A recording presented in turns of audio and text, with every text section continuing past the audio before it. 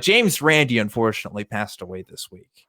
And I was referencing some of James Randi's stuff like last week, I think, when I was talking about like Uri Geller and some of the stuff he, had debunked. And like James Randi to me is just, when I think of like skeptic, when I think of guy who's just not going to take anything from anybody, I mean, that's who James Randi was to me. I never met the man, but there's a lot of people in our community who actually knew him.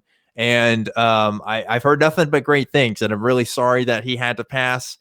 He was like the guy when it came to debunking stuff. He even had, he was famous for the $1 million challenge from his foundation for anybody that could like demonstrate the paranormal to him. And really makes me sad to hear that he passed away, unfortunately. And you know what? That would be like, and what I loved about, I'm late to the game, by the way, because I have not been part of the skeptic community for very long. So I didn't, I see a lot on Facebook, a lot of people are posting pictures that they had with him when they met during different conventions or whatnot. But I actually did not even know who he was until very recently. But from what I saw about his work, what I loved is that he's not just going to take the claim and say, yeah, whatever. He's actually going to have the person demonstrate what they're trying to claim. And I love that at least part of him is saying, you know what, there might be something out there. Let's find out.